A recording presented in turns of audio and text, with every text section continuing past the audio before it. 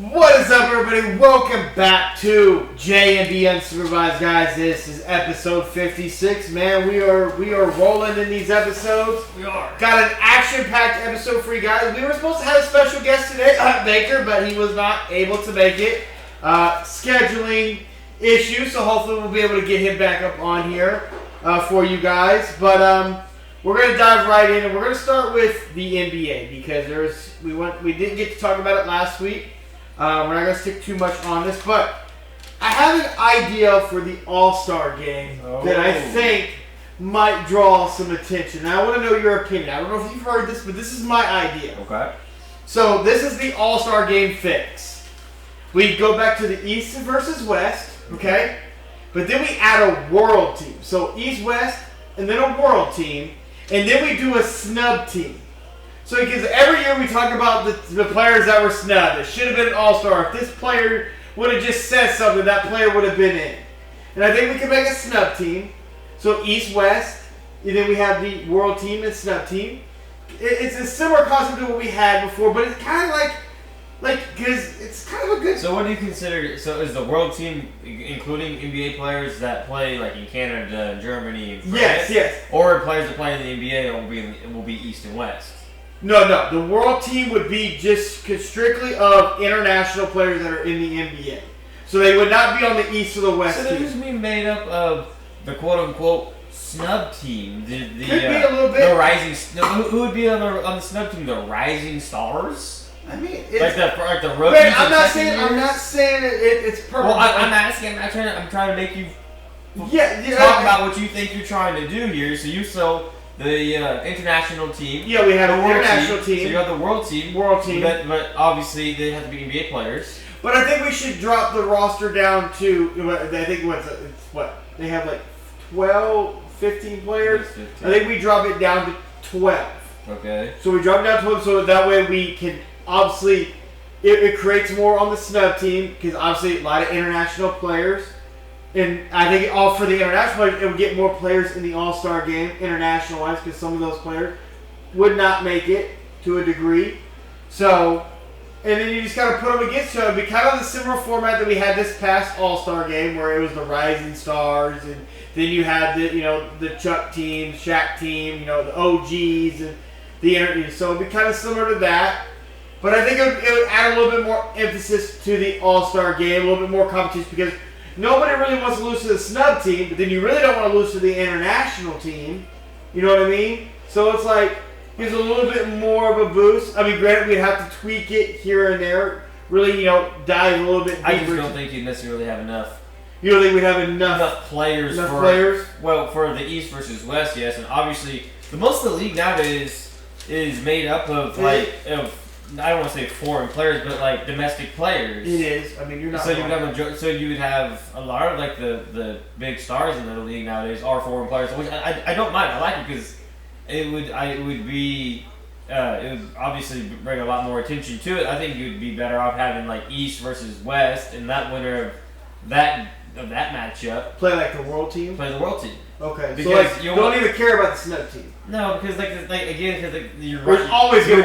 you're running out of players. You're starting to draft because I know you felt really big on LaMelo Ball should have made the All-Star team. You're grasping. You're starting to grasp at your six like this Sabonis, the Norman Powell's that didn't make. Well, those dudes would have made it if it wasn't for the international players. Yes. So I think you can make a roster of 15 guys. I personally would think it would be even bigger if they took world teams and had them play against the All-Star players. So you're saying just combine the East, West, the other best 15 guys versus the world team? No. I'm saying you have the best of the East, best of the West, and the international players stay. And they face the world. Okay, they face the top.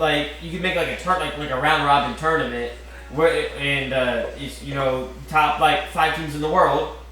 It'd be France, it'd be Germany, I think, and Canada, and those teams could then turn and be in a round robin tournament against the world would not fight each other. They would go just against East versus West. I can respect that. I like that too. I think I was just curious in your ID. I just, the way that everybody's acting about the All-Star game.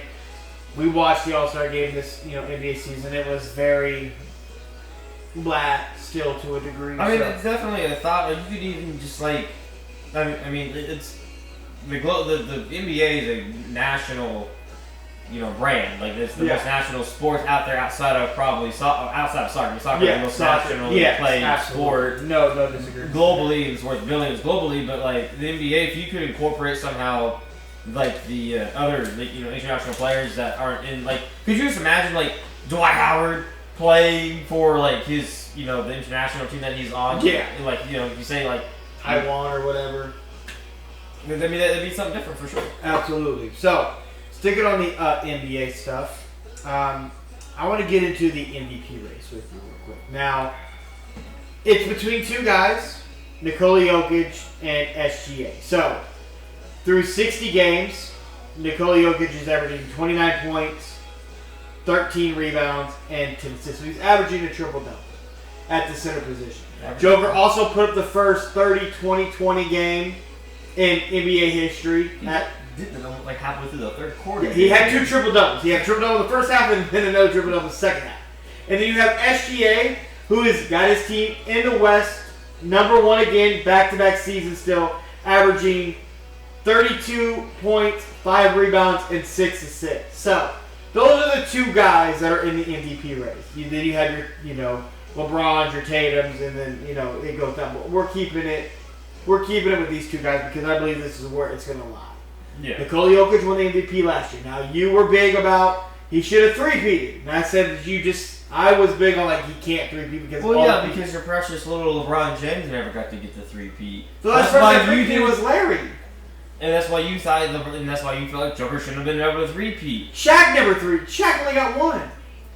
Okay, I can't help that there were mistakes made. The mistake was made that Joker didn't win it. Joker should be working on a four-peat for the MVP. And I'm not saying that he's my favorite for the MVP this year, but he should have won it 3 years in a row. He could, like, the previous season, you can't tell me that Joel really deserved that one. He cried to the media and got it. The same way that, Well, SGA was in that conversation last year. The same way that someone from the Boston Celtics tried to cry for it. Well, and got no. So what is your honest opinion about this MVP race this year? Like, is it? Well, one, it needs to stop being about this dude's averaging this many points. It's got to be. I don't care if you average so many fucking points. You're saying we need to get back to what the MVP really means. If I take you off that motherfucking team, what does that mean? Valuable player. Yes. And personally, I really want to give it to SGA in our OKC and the Thunder. I really do. And I do think he's going to win it. Like, if I had to put money on it, he's going to win it because of the voter fatigue. Well, he's due. Well, he hasn't got one yet. But but by our criteria, you remove Joker off the Nuggets and you put SGA on that team and you put Joker on OKC, you flip-flop them, good luck stopping OKC. Like, good fuck. Denver, to me, is not the same team without Joker. You put SGA on that team, they're probably like a play-in in the West. Yeah, if you put Joker on OKC with they're still first. They're probably still because they got plenty of. You probably would inflate Joker's assist numbers probably by at least 5.5. I mean, Joker. If Joker was on this OKC roster, in my opinion, you probably could like put him in the GOAT debate for the best big man ever. Yeah. And I think personally, he's probably kind of flirting with that debate. I want to advocate for Joker, which is crazy because considering you hate Joker, you're like, what's so great about Joker? He only knocks out the Lakers every year. I wouldn't do all of this too much, but like you think about the greatest hitters of all time. If Joker was to get a 4th MVP, granted he's got 1 ring, and I know that's all we care about. But in totality of his game, how he plays, what he does, what he means, to get a 4th MVP, does that really change a narrative on like him, like all-time ranking? In your eyes, not the media's eyes, because we know the media is not going to recognize. Considering people feel that somebody in Steph Curry that has 1 MVP deserves to be in the GOAT conversation, and well, if that's the case, then someone that would have 4 in 5, and you would have 4 in 5 years, which is a better run than Jordan or Bron both had, and we both said those are 1A or 1B or 1 and 2 or however you want to slice that one. No, that puts it. I puts him in the echelon, and like the thing is, like he's dominant. He's not, Kareem with the sky hook. He's not Shaq. I'm going to beat the shit out of you. Yeah. And, he's not, relentless. I'm going to He's honestly, he's the Kareem. He's Shaq. He's He's literally all those guys kind of really wrapped up in one. He's not flashy. He's not flashy. He's in a small market, and he doesn't want to talk to the media. He doesn't want to be here. He's made it clear that he just wants to be in Serbia with his horses, which is fine and great. But what the dude's doing is nobody. I will give you this. After watching Nikola Jokic this year, he's definitely. Not that he's never had my respect. I want to make that clear. But sorry, Steph has two. It's two MVPs. Yeah, he's got two regular MVPs. He's got the unanimous MVP, which again I still disagree of him being unanimous MVP. But Joker's definitely earned a lot of my respect, and he's changing the narrative. Like you have to start looking at your center list all time and really start. Granted, because it's positionless basketball now, so people try to put power forwards and shit in there. No, you got to strictly centers. Magic did it 4 times in a row. Magic Johnson did it in 86, 87, 87, 88, 88, 89, and 89, 90. He did it 4 times, and Larry did it 3 times previous. Yeah, he was the last one to do 3. Okay, but 4 is more impressive. Yeah, well, yes. So really, what we're really saying is that trying to figure out if he deserves in the GOAT conversation. Magic Johnson was otherworldly at that time. So was Larry, but Larry did it 3 straight. I think the only thing that sucks for Joker is that you have those, but like the chips aren't there, unfortunately. As in like the final, as in the NBA like finals. The NBA finals. Like he has one, but you also have to think of the Lakers, what they were in the the mid '80s and '90s, and what the Celtics were, what they had surrounded both of them. When Joker. What do you got now? And they're the second team in the West. It's really just kind of him and Jamal Murray that's kind of seems like has kind of fallen off, and a resurgent Westbrook. Yeah. And Michael Porter. Porter who shoots everything. Like, he he has to shoot. I'm gonna let it fly. But what we're trying to say is, you're right. The dude that should be working on a 4-peat. We haven't seen that since the mid '80s. Yeah. So to say that he doesn't, if he wins it, which I think he should. How can you not put him as the best big of all time? So now we move over to SGA and what he's been able to do over these last 2 years. Before we get to SGA, you have to think. So he's in the West, but SGA is in the West. But Joker is in an era where it's guards. Everything is won by guards. Yeah. Like the big man is big man like him. The last big man to win it. Outside of Joel Embiid who cried for one. I don't think we necessarily say Giannis is a big man. No. So the last big man that got it was Dirk in 06-07. Yeah. And people say Dirk didn't deserve that one. And so we really are in a guard / kind of like small forward era of ball handlers. Yes. Always getting the And Joker MVP. does all that. He brings the ball up. He just... Joker, I've always said, Joker never forces up a bad shot. He's going to get to his spot. He can take a bad shot and still go down. Well, this year, you're seeing it. But now you got to give credit to Joker winning a award that's been predominantly won by guards. Yes. / oversized guards. Yeah. Kind of same way in the NFL where quarterbacks always win the MVP. When somebody sneaks it away, it's impressive, and he has pulled it away. Yeah. And then you look at SGA in the Western Conference, number 1 seed. Last year was the number 1 seed. Got them in the number 1 seed again this year. And you really think about it, I mean, you look at that OKC team and what SGA has been able to do. Obviously, those younger guys are developing, getting better. But man, like you said, you look at SGA, it's like, dude, like, you deserve it too. But like Joker's on the other side of you, and it's like they're going back and forth, It really comes down to this one. Like I think SGA is very much deserving in my opinion as well, as we agree. But it's just like if I had a vote, I would have to give it to Joker on the sole fact that he's averaging a triple double damn near. And if you, in my mind, it gets kind of close. If I flop you on teams, does one team get better than the other? And OKC becomes way better. I hate to say it, but I agree. I think SGA deserves it, but if I had a vote, I'd probably have to give it to Joker. Both deserve it, and SGA will get it because the narrative, well, he's due.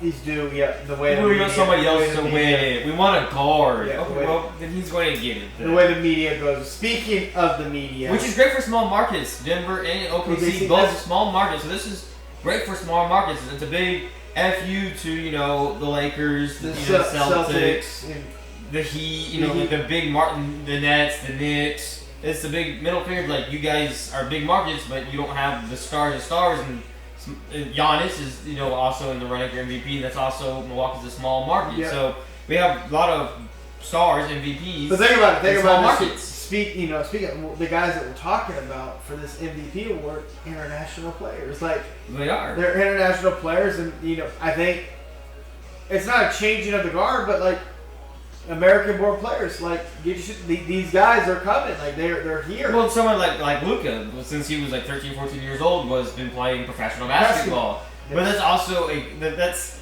something that the NBA has to like. They're the one that here internationally we need to do better, in my opinion, developing our guys because like they're kind of lay on their morals. I guess like, well, this is our sport. I mean, it is. But you have all this outside the country talent because the NBA did such a great job at expanding the brand. Yeah. They would send the Kobe's, the Jordans, the LeBrons, the D-Ways, the Bosches.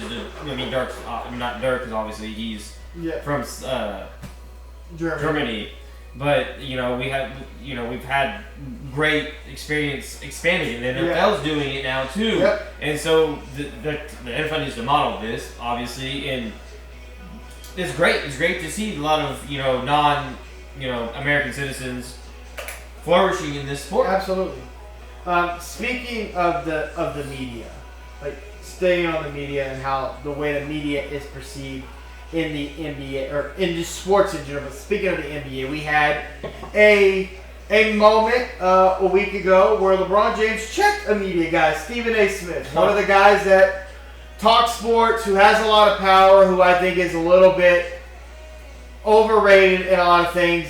A big part of why media is really bad. And that's not a knock on Stephen A. It's just the way the media is gone now.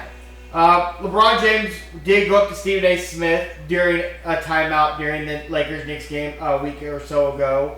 And pretty much just told Stephen A. Smith, keep my son's name out of your fucking mouth, pretty much. Let's keep it a buck. I see both sides of the fence. Yes, Stephen A. Smith has a right to talk about people in the NBA because that's your job. You're supposed to talk about people. And LeBron as a father is like, listen, like my son, like that's my son, like lay off him. He was a second-round pick, 55th overall pick. What other 55th overall pick in NBA history have you ever seen get this much media attention? Now, I know a lot of people maybe... Before we move on past that, for you don't know that, like, love the NBA, like, I'm a big NBA fan. Okay. Who was drafted number 1 overall?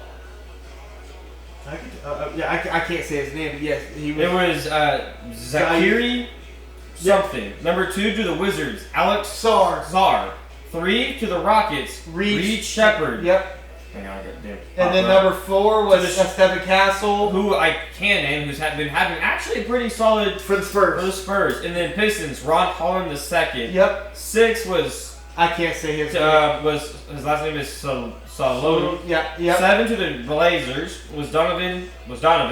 8 again was the Spurs. Rob Dillingham. And 9 was Zach Edey, who's actually like people kind of know him from March Madness. Yep. We have coming up right now. Number 10 was Cody Williams. Who? Cody Williams. Who?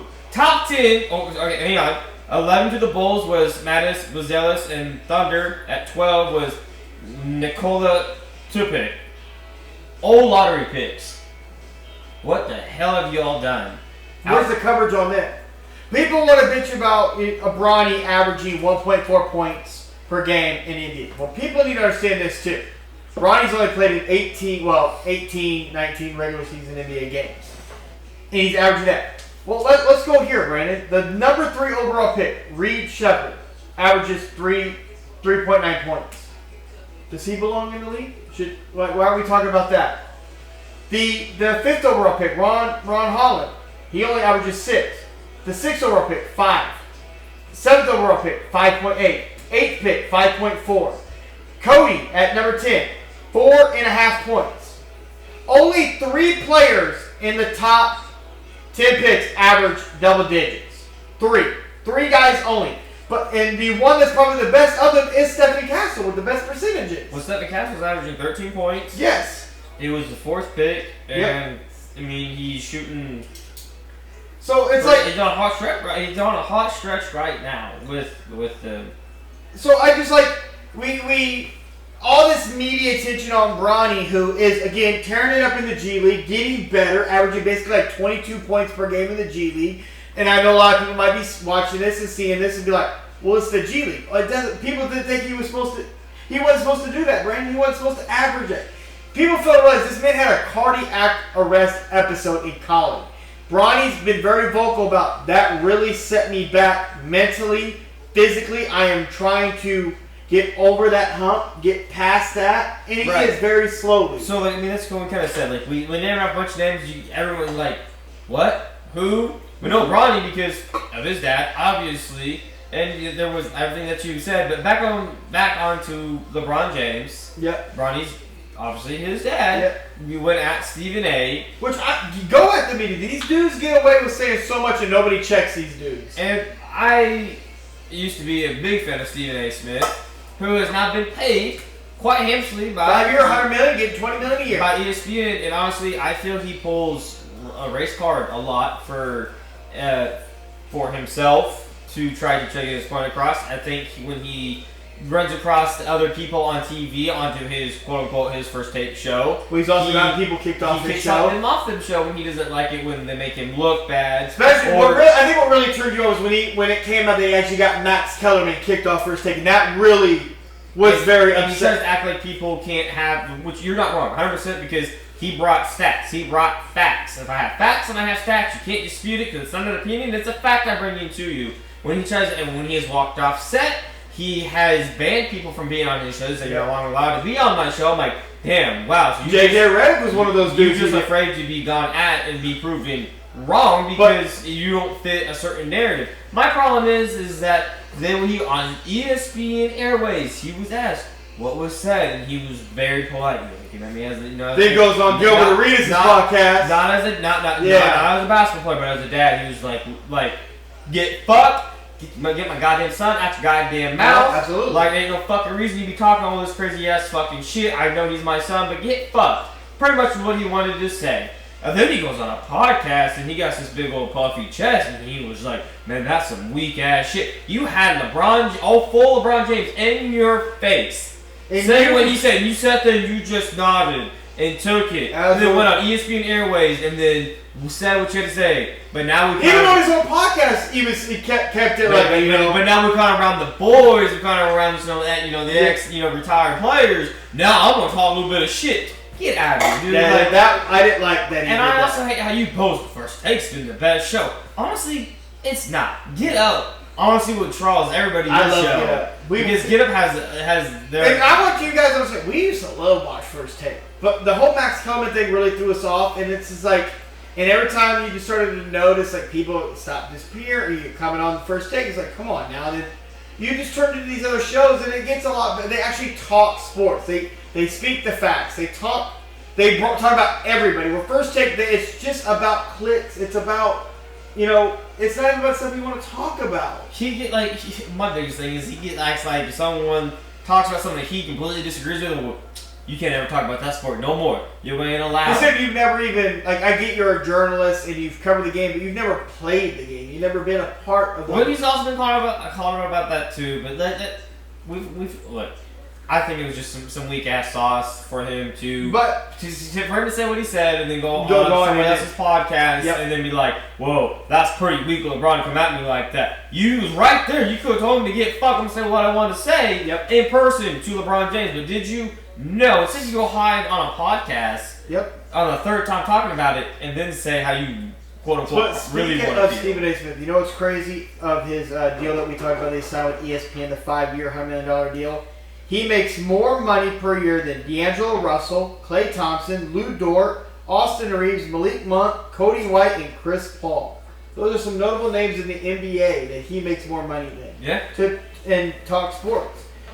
Just to talk about now top salaries of sports broadcasters, he's third on the list. Tom Brady's number 1, then Charles Barkley, then Stephen A., then Troy Aikman, Tony Romo, Pat McAfee, who I absolutely fucking love, Shaq, and then Joe Buck. Those are your top earning broadcasters. Considering most of them are just like broadcasters. Yep.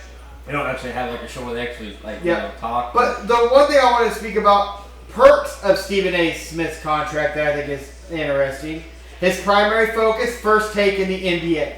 He gets to appear on Monday Night Countdown. Ability to grow his own production company, which is cool. Like you get to grow your stuff. That's also cool. But freedom to talk politics and social issues as well.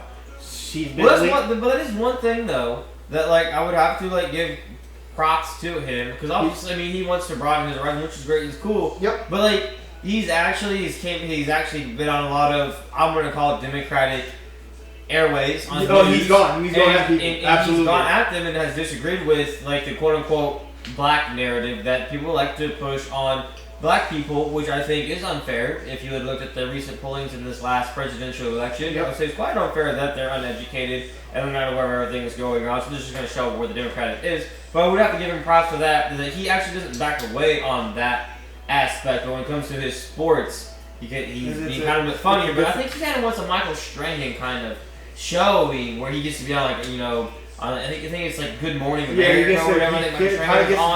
He wants to kind of be where he can talk about like global news where I think he really wants to go, but I think he knows that he can't make $20 million a year doing that because that's not his it's not his specialty. It's not his but he's working on it and on that aspect of it. Like a human of Stephen A. when it comes to that, that's a different side of him, which I did actually watch. I think which you do like to see versus the other side where the arrogance of him. It puts on a little bit more of a show.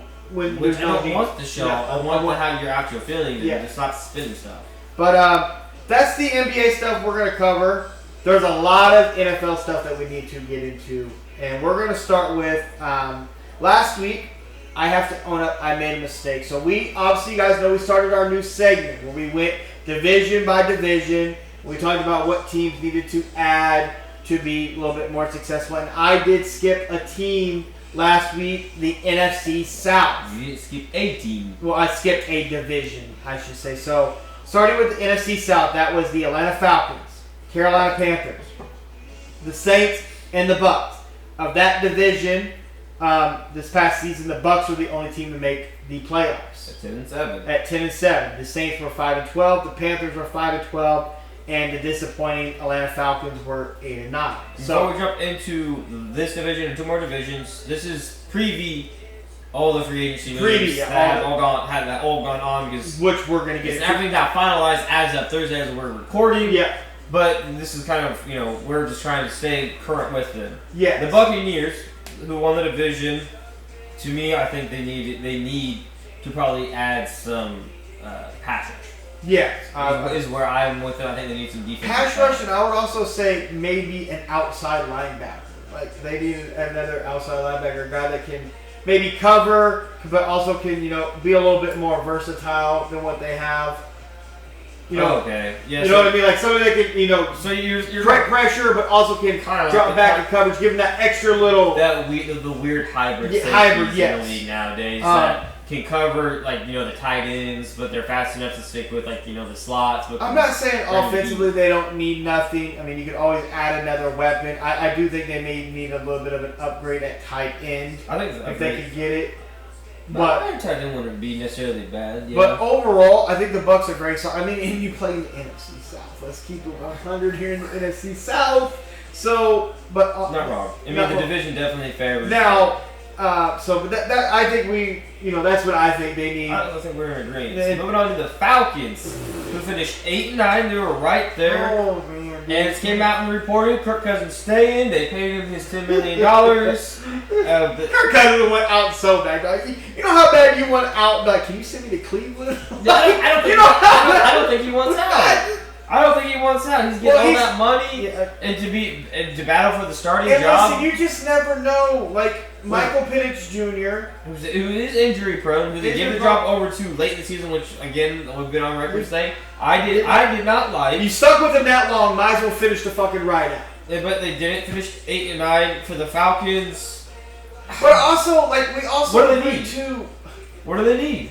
So, You can't say nothing. I mean, offensively, talent-wise, they have. offensively, they have talent. I need Kyle Pitts to, like, show me something. Like, Well, can you show me you something? gonna be waiting. Really, for me, coaching. Because I look at Kirk Cousins. Obviously, he's not the sort of quarterback, but, like, they ran an offense that didn't fit Kirk Cousins. Like, there was no adjustments made. I need the coaches to have to be willing to make some adjustments that maybe you're not comfortable with. Like you said, they have the talent. You have the talent at running back. You have dual running backs. B.J. Robinson and Tyler. I call him Alligator, but we yeah. call him Alligator. Alligator. You have wide receivers. You have a tight end that's supposed to be what you could say a generational talent. The next coming of like Travis Kelce, and we see flashes defensively. But what do they need? What do they need? You said just better coaching? I just think it's better. The coaching staff needs to be more willing, more broad to open. You were more open it up to Michael Penix than you were to fucking Kirk Cousins.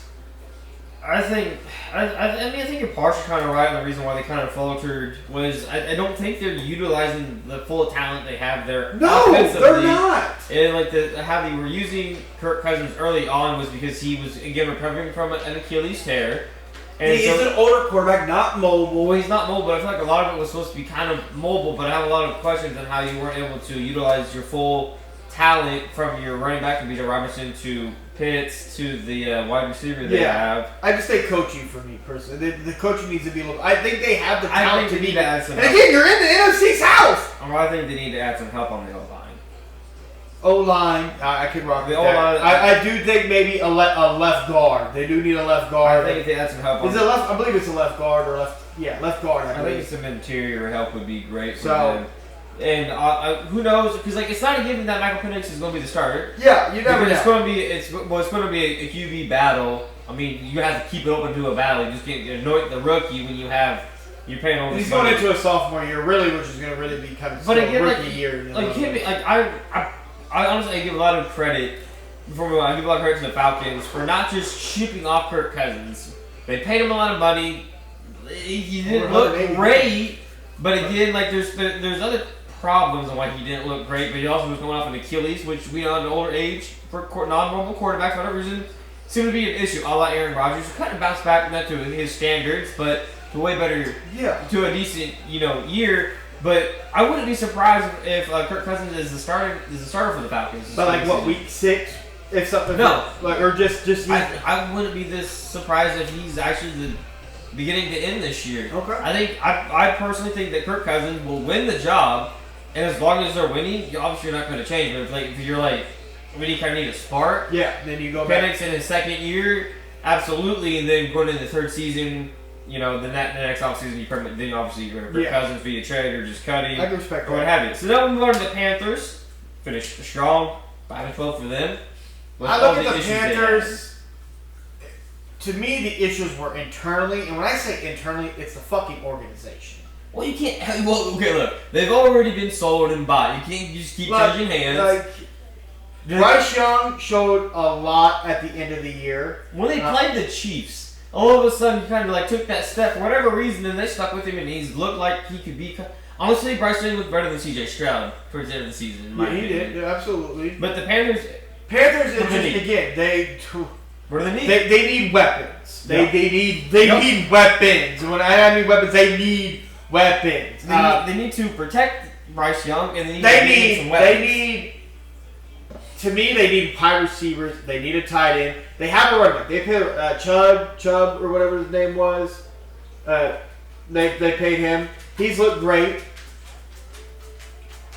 I do think the O-line needs to be a little bit better, but Bryce Young's also got to understand that you are a smaller guy. That internal clock, meaning what's my read, my first, second, those need to be better, but that comes with coaching and experience. But that's not what they need. They're just trying development. What they need is weapons. I think they need to get him some actual weapons. Stop trading them away.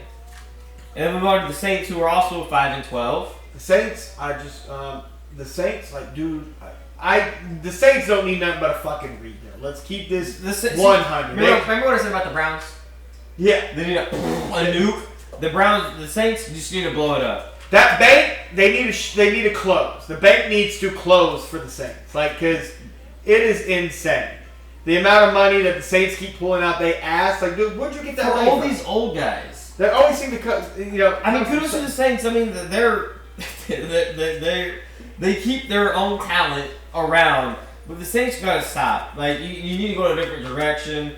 They have a different head coach. They have some talent offensively. They signed Alvin Kamara during the season. It's just older talent. Cut your losses. These guys have been here. Some of these guys have been here in the Breeze era. Like, you got Cameron Jordan. Like, you got still there. The dude's old. You gotta let it go. Blow it up. If I'm the Saints, if I'm a fan of the Saints, blow it up and stop going after the Chiefs' ex-safeties. Well, they're both on the team together. And our linebackers. Like, you went and got our D linemen. Like, stop. Like, quit going after our exes, okay? Like, there's a reason why we don't bring them back. Blow it up. But that's the NFC South. Let's move over. Let's see. You want to go? Let's go NFC. You want to go NFC East? Oh, come on. We have to save ours for last. Yeah, absolutely. So, where do you want to start at on the NFC East? Let's go to, Giants. You know what they need? A new fucking GM. Like, you don't want to pay Saquon his 3 years, but you give Slayton his 3 years? Come on now. Like, the Giants, I mean, you have Malik Nance. That's a starting point. They need a quarterback. They need a quarterback. They need a quarterback. They do need a franchise guy at quarterback. And I think you need a new GM. Like, that's what they need. Defensively, they're still young. They got guys over there that are developing. They got some talent there, but I think you can't go nowhere if you don't have a fucking quarterback. So, like, that's got to be addressed. You have to have a dude. You got to have somebody to build around. And right now, this is the best their QB room has ever looked, and it is blank. That's the best it's looked in a long time. Yeah. Should have paid Daniel Jones. Should have paid Saquon. It was easy. We all said it, but that was apparently too hard to figure out. And should have listened to your kid, G. You should have went and got a QB. I mean, the owner literally said, "I'm gonna be sick if he goes to the Eagles," and he went to the Eagles, dog, and he had himself a year and won a Super Bowl. So yeah.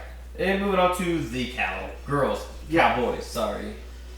What do they need? Jerry Jones is still the team. Like, well, I think he needs to step aside. Like, the Cowboys look.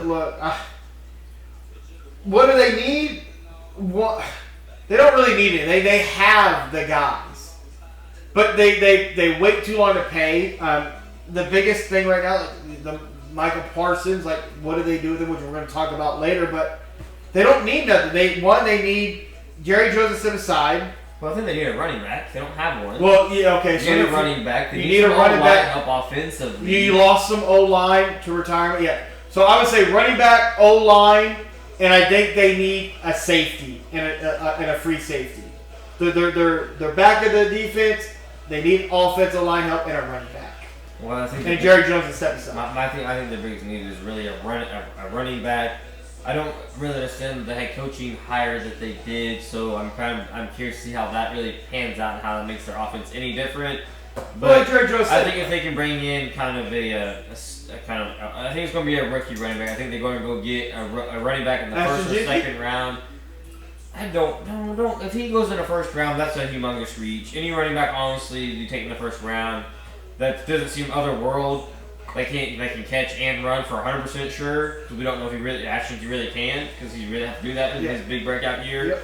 I don't know. I don't like taking running backs in the first round because you get them in the second and third round. But I think Dallas takes a running back in the first or second round. To me, they need a running back and start adding some depth, a la the O-line, because defensively you still have talent throughout, and I'm curious to see what their coaching actually looks like this year. Absolutely. Considering they could have promoted guys that they didn't want to give jobs that are now head coaches elsewhere. A la Dan Quinn. Yeah, pretty much. Let's move on to the Commanders. Man. Okay, so the Commanders, I mean, what are they? Again, guys, this is everything. We're talking preview any trades or any free agency moves is what we're talking about.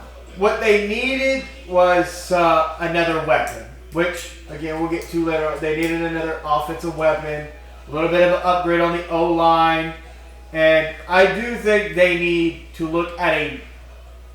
You give a whole lot of what you think a big team need is. They need a stud on the D end. They need a stud. Well, on the defensive line. they do need D line help tremendously. And because they have, I don't know why they need skill help. They have Scary Terry, but I think it's crazy to think just a few years ago. Think about it. They had Chase Young and Sweat on that D line, and they're both those dudes. Well, Sweat is a now Super Bowl, should have been Super Bowl MVP and Super Bowl winner, and Chase Young apparently somehow got paid by the Saints. Yeah. I don't really got that money, but Sweat got paid obviously by the Cardinals, so there's that one for you guys if you didn't know. And we'll break down his contract a little bit later, but to me, I think they need a stud at running back that's versatile, that can run and catch. Yeah. They had Austin Eckler, who got banged up a little bit. Bringing him, if they could manage to bring him back or keep him would be big. But I think getting a pass rush in the middle of that defense would be huge for the Commanders moving forward, and obviously the progression of Jaden Daniels, seeing what he looks like in his second year, because honestly, I fell in love with him with Jaden Daniels the third week of the season. You fell in love with him with that Bengals game. I think that was the second or third week of the season. That's when you literally fell in love with the man. And moving on to the Super Bowl champions, our Philadelphia in that current moment, Pole Eagles. Honestly, that's you. Currently speaking, before we get before we can really move on, what do the Eagles really need? Their head coach to grow. Mm-hmm. The head coach to grow, because you currently speaking kind of have everything. But I would say anything. I would say honestly, I would say some help.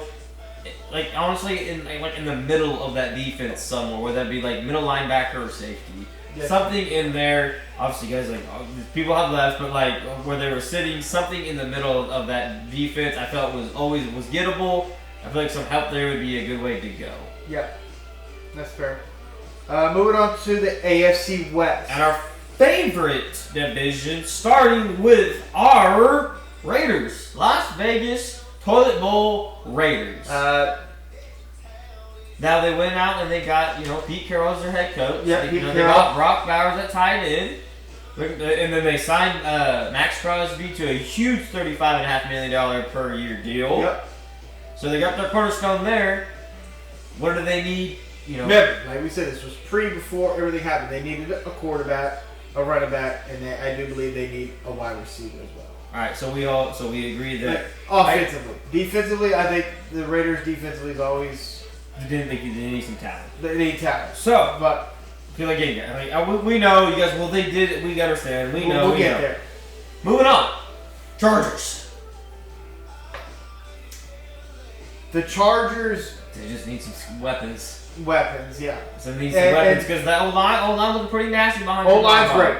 The O-line's great. From outside to behind Justin Herbert. Real quick move off of the Chargers. Is Justin Herbert Phillip Rivers? Starting to look that way. Ah, dang, that's so sad. All right, now moving on to the Donkeys. Sorry, I meant the Denver Broncos. There we go. We got this. I'm sorry, guys. We got there. It was tough to get out. It was very tough to get out. It looks like a penis. So. We got an interest of the puppies here. The Broncos, honestly, I do think they need a running back. I do think they need help on everything on the left side of the offensive line. And then a gadget guy. Defensively, I don't think they really need anything defensively. I like what they have on the... Oh, right there, Vince. Careful there. I like what they have defensively, so I'm sticking offensively with what I said. I think, for the Broncos, I think the Sean Payton, hopefully he's in the lab with the Bo Nix. Because obviously you got that sophomore slump. And there goes Finn. And I think he needs another weapon on the side of the backfield or out wide. I'm not trying to jump too far ahead, but there's a certain release guy out of LA, I think would be a perfect little option. Now moving on to the back-to-back winners, losing this year, our Kansas City Chiefs. What do they need? We need help in the linebacker position. We need help in the secondary. Dang, really? And I would say we need to really address the left side of the offensive line. I think that's like the biggest need. Offensive line. I mean, we can talk. Joe Thuney obviously was traded, which we talked about last week. He was gone to the Bears. That we, And it was like you said, it was tough to see him go, but we understand the vision. I understand. We got paid Trey Smith, and we did sign his franchise tag. We have not actually paid him to a long-term deal. He did sign his franchise tag. He did, and I think the left tackle was the biggest. It was clearly the glaringest weakness. I mean, Sweat destroyed us in the Super Bowl. Yep. And that was the biggest player we need through the whole last season. Yep. And that's like the biggest need. Travis Kelce is not saying he's coming back. Yep. Which kind of helps that. We always have Noah Gray. Yep. That's obviously we signed week 1 of last season. Yep. We signed him to an extension. So left tackle honestly is like our biggest need. Yep. Outside of that, I would say adding some competition, some upscale competition in the secondary as a whole. Yes. I think is where our next biggest need would be. It's going to be a different year for the Kansas City Chiefs this upcoming season. It's going to be interesting to watch. See, I'm excited. I'm excited for the Chiefs. But would you want an upgraded secondary or like an elite pass rush to go with CJ? For sure. I would say updated secondary. Well, honestly, just give me that pass rush. Give me that pass rush. Because I feel like if you could give me an upgraded pass rusher to go along with him and Karlaftis with the secondary that we have currently, that would be nice. That we had currently before all of free agency happened. Yeah, I mean, shred. Yeah. But that is that. So let's get into the actual stuff here. That we need to get to. The first big thing that I think that we could talk about is the DK Metcalf trade.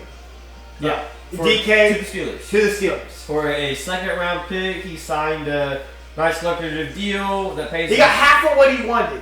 He did. He wanted to be paid $30 million a year, and he also wanted like an actual quarterback and to play in warm weather. So we really wanted warm weather and $30 million a year. He got about half. He got $30 million a year.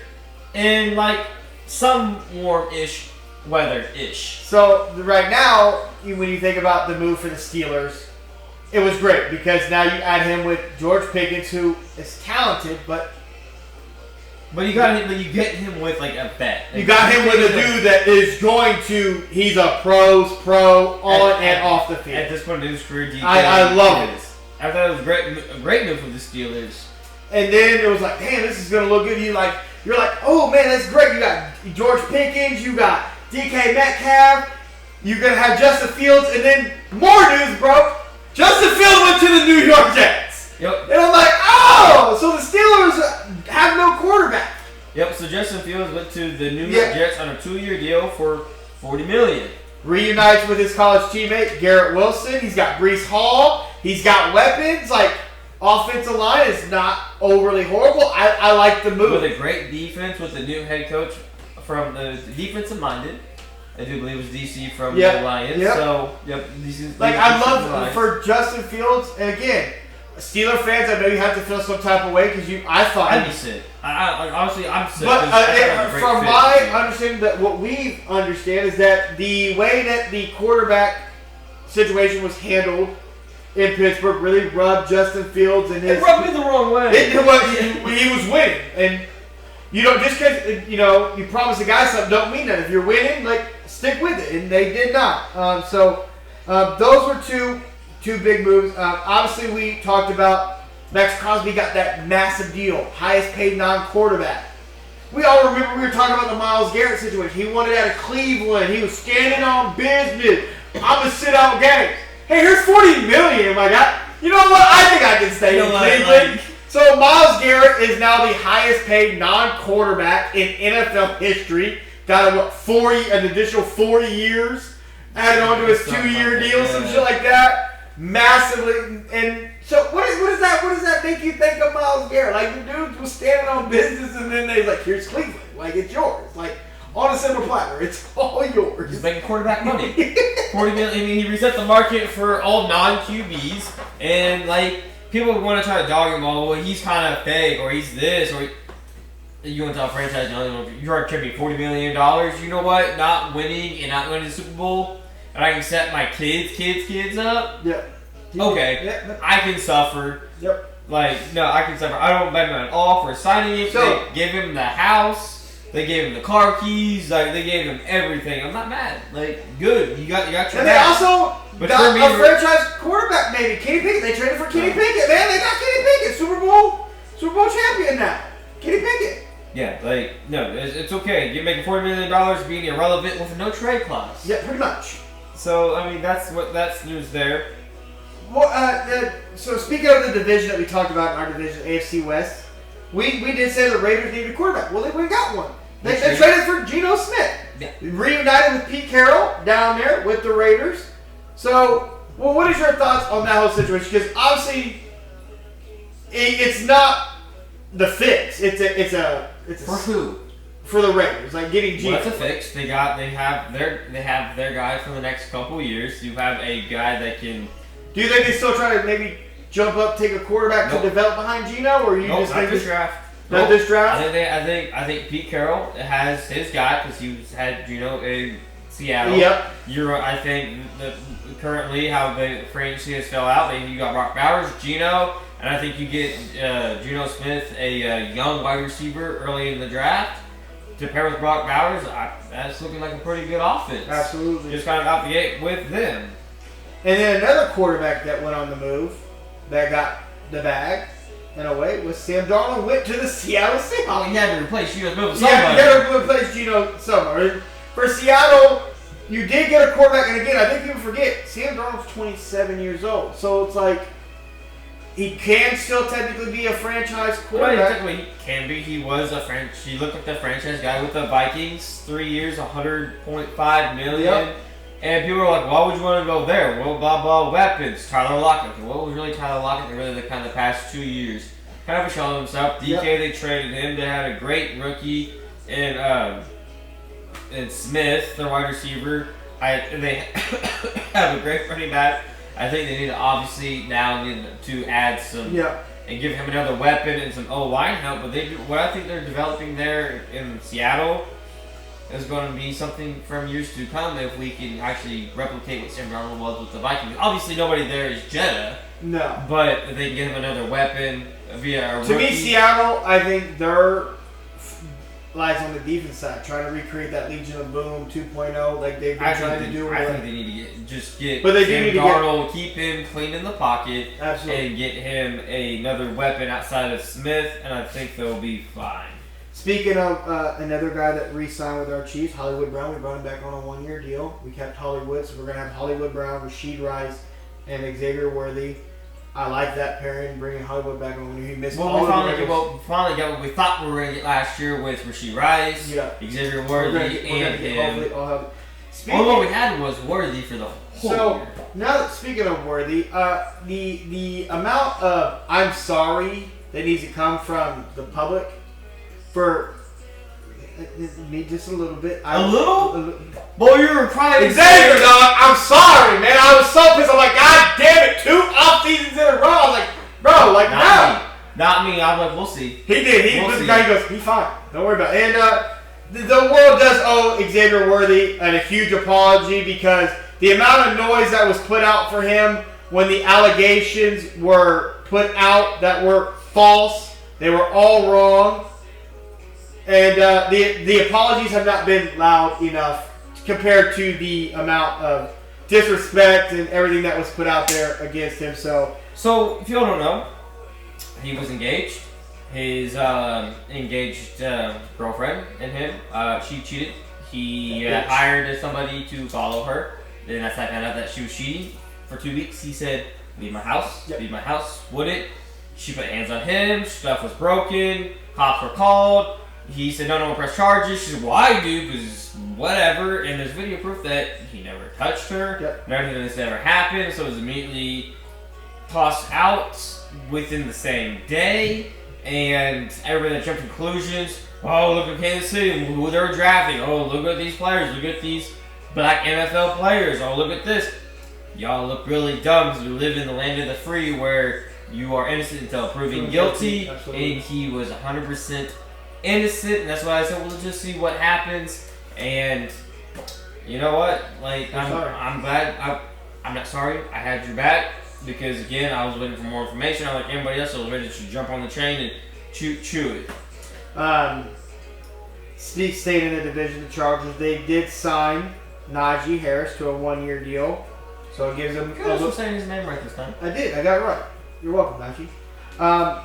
I do like the move for them. They did not bring back J.K. Dobbins or Edwards at all, so it is Najee back there. Does give Herbert a little bit of a guy that he's got 1,000 yards. He's more dependable anyways. More dependable, not as injury prone, so I do like that move for them.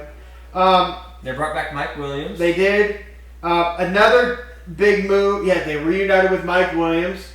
Deep threat guy that's kind of bounced around ever since being released by the Chargers. Well, he got released, went to the Jets, got traded to the Steelers, now back after so, 1 year. You know, just tell me you missed me. I'm coming on. Not a whole lot of money, but like... Now, another guy that we're very upset that went to your Denver Broncos. Well, for game move on to Mac, resigned back to the Chargers yes. as well for $18 million, which is crazy.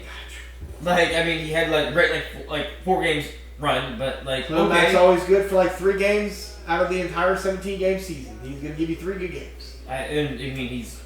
They did they released Joey Bosa, who kind of funny was supposed to go to the 49ers to play with his brother for they were gonna give him 1 year, $10 million, and then the Buffalo Bills were like, "Hey, we'll give you 12 and a half." Yeah. And he was like, "Cool, I'm heading to Buffalo now." So, and what's funny about it is the 49ers released a defensive end to make room for Joey, just to be like, going to Buffalo. Let's pay him a little bit more. Fuck you, brother, I ain't playing with you. Like, get fucked.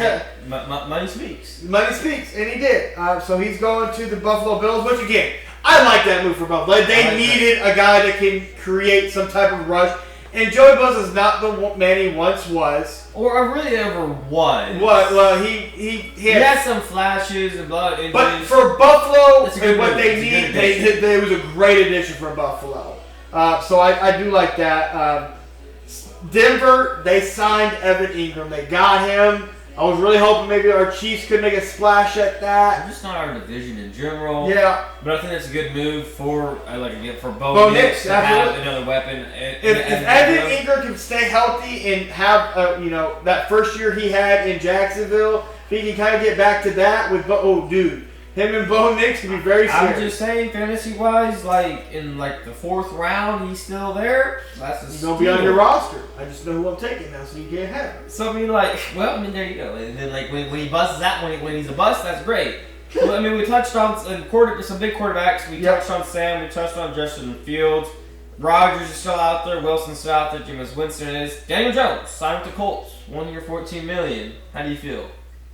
I feel bad for AR. Well, yeah, man. I feel bad for AR because Daniel Jones again. Could it be? I don't know what that means. I don't know because they don't do nothing for AR. Well, I just think you have to bring in a competition. Yes, absolutely. You got to bring in competition for, your potentially, you're a young guy to see if you can win the job. We have Jacoby Brissett, who has signed with the Cardinals. Yep. Nice little backup for, Kyler Murray. Marcus Mariota re-signed with the Commanders, a nice veteran backup. Davante Adams went to the Rams. And then you have Mason Rudolph, who signed a 2-year deal for $8 million with back to Pittsburgh. I feel like we've seen that movie before. I feel like we've been there and done that. That's Myles Garrett got it. He's been there. He watched it. And then, Mac and Cheese, Mac Jones. Oh, yes, Mac and Cheese. Signed with the 49ers for 2 years, $7 million. That's crazy. Speaking of the 49ers, man, they've kind of depleted their roster a little bit. That what was once a promising Well, I mean, they kind of aged out though too. Do they need to trade Christian McCaffrey like everybody else on? No, I don't think so. I think this was like a temporary. Not even. One, I still think they can win their division, but two, you can't put it past how well that this regime of coach and GM and staff has drafted, and I think they will retool and still be right there in the thick of everything. If you move off Christian McCaffrey, you might as well not even pay Brock Purdy and just commit to humongous. Yeah, absolutely. Like if you were to trade Christian McCaffrey, but I think that's something a little bit deeper we can dig into later. Yeah. At running back, Aaron Jones, we signed with the Vikings, 2 years, $20 million. I think we both agree that's a good one. Najee, we talked about going to the Chargers. I don't think that moves the needle enough for me for the Chargers. He's more of a consistent running back with a good beefy old line, but I don't necessarily, in my opinion, really does a whole lot for it. That doesn't worry me. Nick Chubb is a free agent. Still. That would be an incentive somebody can pick him up. Rico Dowdle, the Cowboys. He signed with the Panthers for 3. Javonte Williams, the ex-Broncos, signed with the Cowboys for $1 million for 3. DeMarcus Lawrence went to Seattle. He left Dallas Cowboys. And went to Seattle Seahawks. For a... I believe he got... What did we got? That's O-line. Edge. Yep. He got a 3-year deal for $32 million. That's what I'm talking about. So that wide receiver though, Devontae Adams went to the Los Angeles Rams. He sure did. How do you feel about that? Well, I mean, Cooper Kupp is going to be released. That's pretty much he's been cut. He's already been cut. So like now the frenzy for Cooper Kupp is up, and did you say it would be a good spot for Cooper? Say it. Come on, let the people know. Chiefs are a bad fit. No, he's not coming to Kansas City. Okay. He's not. A lot of people link him to the Patriots. I don't see him going. He's going to want to go somewhere where he's going to have a chance to. I think he'd be good for the Commanders. Well, that would. Or the Deebo Samuel's got traded to Commanders, but I think a good fit for him would be there, and also think a good fit for Deebo could be the Falcons with all that talent as well. Yeah. But Chris Godwin resigned with the Bucks for 3 for $66. The Patriots would offer him $20 million more. He said, nope. Get bit. Yep. Like some big names out there, there's Amari Cooper is unsigned. Stephon Diggs coming off the ACL, and Cooper Kupp just got released. We touched on Devontae Adams. What about the Larry Tunsil trade? Larry Tunsil trade. The Texans sent him to the Commanders, which is confusing to me because you paid him last offseason. But it's going to save him $40 million over the next 2 years combined. And it's telling CJ Stroud to get bit because then he tried to wait one of his guards to the Bears, and I'm like, what are y'all doing? Yep. Like telling my third-year quarterback to get bent. Oh, we don't care about protecting you, which is crazy. Yep. Hopkins signed with the Ravens on a 1-year deal for $5 million. That's just kind of where previous stalwart receivers just kind of go to die. That's what it just kind of seems like. We touched on Hollywood Brown coming back to the Chiefs for 1. Darius Slayton, 3 years, $36 million. Or he could have paid Saquon 3 years, $36 million last year. Like we said, Keenan Allen still out there. The Eagles, lost so much defensively. Do you really think Joshua Palmer does anything for Buffalo for 3 years for $36 million? Outside of a little bit of his speed, I really don't. Isaac, who we had last week, he likes the move. I don't know because I feel like they have guys already on the team that have his type of skill set, granted his speed. I feel like maybe use him more as a gadget, Swiss Army knife type of guy. I don't know. I get somebody out of the draft that can do exactly what he does for 3 years for $36 million. Yeah, you're not wrong. Which is kind of crazy. There's not a whole lot of big name wide receivers kind of out there. Tight ends, like we said. We did re-sign Nick Bolton. We got Nick Bolton. Yes, we did. I love that. We got him 3-year, $45 million. $30 million guaranteed. I thought that was a very solid. About $15 million a year. I feel like the linebackers are kind of a little undervalued. They're kind of right around there like the running back, a little undervalued at that position. Tight end wise, Mike Gesicki re-signed with the Bengals for 3 years, $25 million. How do you feel about the Bengals and just Bengals said fuck defense, dude. We just gonna try to put points. They say think about it. Both their D ends. Sam Hubb. They were gonna release him. He's like, okay, cool. I'm just gonna retire. I'm over this. Trey Henderson, you're the sack leader. I want to be paid. Actually, go we're gonna trade you. Like we go seek a trade, and like, he still hasn't been traded. He's the asking price they want for him is ridiculous for a dude that's 32 years old. But I really don't know. Like I said, the Bengals are gonna go like all offense. Like we're not trying to. They don't care about defense. We don't care about defense. They turn around and they fire their DC. Like yep, that one makes sense. Evan Ingram, we said, signed with the Broncos for 2 years, $23 million, which I think is a really great signing. Ronnie Stanley re-signed with the Ravens, 3 for $60. Our Chiefs did make a move. They signed Jalen Moore to a 2-year, $30 million. A lot of people were kind of an uproar about that. Well, he wasn't even a starter. He was the backup for Trip Williams. Like, no one's going to start over the best left tackle, probably still in the league. But we still got him. For 2 years, $30 million, which means we could trade up for a left tackle. Yeah. Or it's a stopgap that we know that there's a hole there. And like you mentioned, some edge rushers, Khalil Mack, we said we were signed with the Chargers. Josh Sweat, who we both elected MVP at the Super Bowl, signed with the Cardinals. Man, got paid. 4 years, $76 million. Like, got the bag. Hassan Reddick, that big ordeal with the Jets after being traded from the Eagles. Yep. Signed with the Bucks for 1 for $14. Chase Young, again, the Saints. I don't know where you found this money. 3 years, $51 million. The Eagles did, remember the Eagles traded C.J. Gardner-Johnson for a 6th round pick to the Texans for a guard and a 5th. So the Eagles kind of have lost. They lost a lot of defense. Like they lost backups, a lot of backups, some starters. Darius Slay was released. He went to Pittsburgh. So be curious to see what that Eagles defense looks like this year because you let a lot of veteran guys, a lot of backup guys go that were big parts of that defense. Is it fair to say that this free agency was kind of a dud, though? It was the year of the bums. Like in a way, because and that's no disrespect to the guys, but there was no big names. Like and if they were traded, and that was really it. It was just the middle of the pick of your second and third string guys that now maybe are going to can be starters somewhere else. But it's kind of surprising all the money that was kind of spent by some of the teams, kind of like the Panthers or the Patriots or the Bears or even kind of like the Jaguars that have money to spend. They were spending big money on kind of guys who are like, why? Why are you spending big money on like mid talent tier guys? It was a very kind in my mind, a very quiet free agency. It was leading up to it. All the trades was actually more exciting. Like I said, this free agency, a lot of players moved, but it's not like it wasn't like over the top player. It was mid exception players, a lot of movement, and your team's gonna look. A lot of teams are gonna look a lot of different this year. A lot of names. Well, I think the team that's going to look the biggest difference is going to be the 49ers overall, and probably like the Eagles defensive side would look for the difference overall.